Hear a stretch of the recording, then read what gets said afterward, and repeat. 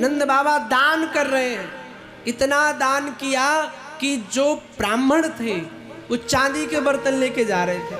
एक पंडित जी जा रहे थे तो दूसरे पंडित जी ने पूछा, भैया क्या मिला? बोले चांदी के बर्तन मिले। बोले अरे बाबरे, गेट नंबर 2 पे जाता तुझे सोने के बर्तन मिलते। अब उसने चांदी के बर्तन वहीं पटक दिए, दौड़ पड़ा गेट नंबर 2 के लिए।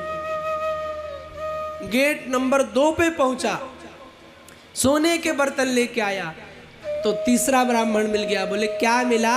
बोले सोने के चमचमाते बर्तन देख। अरे बोले बाबरे, गेट नंबर 3 पे जाता तुझे हीरा मिलते। अब जैसे हीरा को नाम सुना सो सोने की थाली पटक दी, दौड़ पड़ा। ऐसा क्यों हो रहा?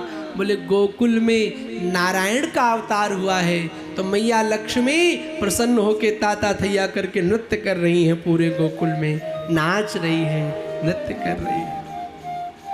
मैया यशोदा अपने कन्हैया को लिटाए हैं, सब बधाई लेके आ रहे हैं। तो नंद बाबा भी परेशान। ब्राह्मणों ने बिठा लिया, बाबा आ जाओ, जात कर्म संस्कार करो। बाबा बैठे। अब बाबा बैठे, बाबा से पूजा कराई जाए, लेकिन बाबा का पूजा में मन ना लगे, बाबा का मन लगे कि कब लल्ला के दर्शन करेंगे। अब तो ब्राह्मणों ने कहा एक काम करो बाबा, मन तुम्हारा लाला में है, एक काम करो तुम जाओ, अपना संकल्प दे दो, तुम लाला को देखो जाके। बाबा ने कहा बहुत बड़ी कृपा महाराज जी। अब बाबा चले तो दूसरा छोरा मिल गया। बोले बाबा लल्ला के दर्शन ऐसे ना करे, सुंदर तैयार होके जाना पड़ता है। अच्छा ऐसी बात। और छोरा लियो रे बढ़िया काली वाली डाई। अब बाबा ने सुंदर डाई लगाई, बढ़िया मूछन पे बाबा ने बढ़िया कौन सो इत्र लगायो? कोई बताएगा वो बढ़िया वाला इत्र कौन है? फॉग? नहीं, बाबा ने फॉग तो नहीं लगायो। बढ़िया सो इत्र लगायो मूछन पे, बढ़िया चौबंदी पहनी, दमकती हुई बढ़िया सुंदर सी, अब बढ़िया साड़ी पहनी। बाबा तैयार होके सुंदर जाने लगे। और जैसे तैयार होके जा रहे थे तब तक एक लाला आया, एक छोरा आया और बाबा के ऊपर तैयार, बाबा के ऊपर मटकी भर के दही उड़ेल दही। अब बाबा को भयंकर क्रोध। नंद जुग्वालन आ पकड़े, कहीं लोगन नाचन को विवसाई, गोद फरे कसी फेंट चले, तब नंद बाबा सबके मन भाए।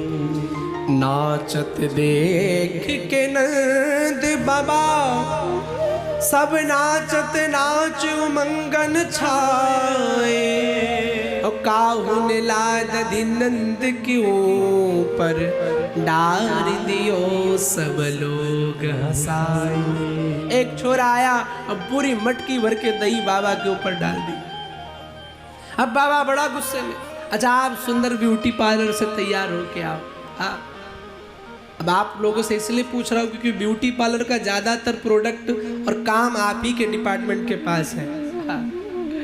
आप सुंदर तैयार हो के आओ, अब कोई आपके ऊपर एक बाल्टी पानी डाल दे तो कैसा फील होगा बताना चाहेंगे पत्रकार? कैसा फील होगा आप लोगों को? पूजा करोगी? आरती तो उतारोगे नहीं? हाँ, अपना असली अस्त्र बेलन। एक बार जोर से बोलना पड़ेगा राधे। बाबा को बड़ी गुस्सा। बाबा ने ग्वाल वालों से कहा अभी इतना खर्चा करके तैयार हुआ और इतनी जल्दी तुमने सब बिगाड़ दिया।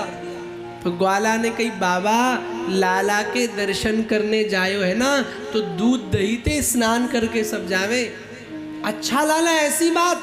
अब बाबा ने बड़ी वाली चाबी निकाली जिसमें कम से कम नहीं 800 कुंटल दही रखा था। जा बेटा सब दही निकाल के आ।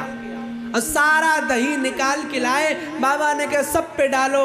अब भर भर के मटका दूध और दही एक दूसरे पर सब फेंक रहे। कुछ तो दही के गोले बना रहे और बना के दूर से चला के मारते। तो एक मैया थी सामने से आ रही थी, एक ग्वाला ने ऐसे गोला चला के मारो। सो मैया ने पूछा का भयो? सो मैया के दांत नहीं थे तो गोला सीधे मुख में चला गया, रुकने की कोई सुविधा नहीं थी। बोली का भयो? तो ग्वाला ने कहा पतो नाए चली। बोले नाए। बोले मीठो खायो? बोले हाँ। बोले क्यों? बोले बधाई है, लालो भयो है। पूरे ब्रजमंडल में बधाई ताता थैया करके मन रही है। सब बड़े भाव से बधाई मना रहे हैं। मैया यशोदा बैठी है, अपने लाल को पलने में बिठा रखा आंगन में, और धीरे धीरे झूला झुला रही हैं, धीरे धीरे झूला झुला रही है। नंद बाबा भी बड़े प्रमुदित हैं। चारों ओर जय जयकार है कि नंद के लाला भयो है, बधाई हो। मैया बड़ी प्रसन्न है। 80 वर्ष के बाद लाला भयो है, और प्रसन्न होना भी चाहिए। जिनके जीवन में साधारण सा लल्ला आ जाता है, उनकी खुशी इतनी ज़्यादा बढ़ जाती है। और वहाँ तो त्रैलोक्य का अधिपति लाला बन के आया है, तो सोचो कितनी अधिक खुशी होगी। मैया बड़ी प्रसन्न है। नित्य प्रति सवेरे उठती है, लाला का श्रृंगार करती है। छोटे से लल्ला है, बचा के छुपा के रखती है, हा? आँखों में बसा के, मन में तुझे बसा के, कर लूँ मैं बंद आँखें, पूजा करूँगी तेरी। और सच बताओ तो भगवान छुपाने का ही विषय है।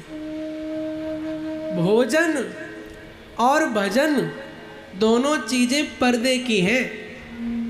कोशिश करो भोजन भी करो तो एकांत स्थान पर, और भजन भी करो तो ज़्यादा उसका प्रदर्शन नहीं होना चाहिए।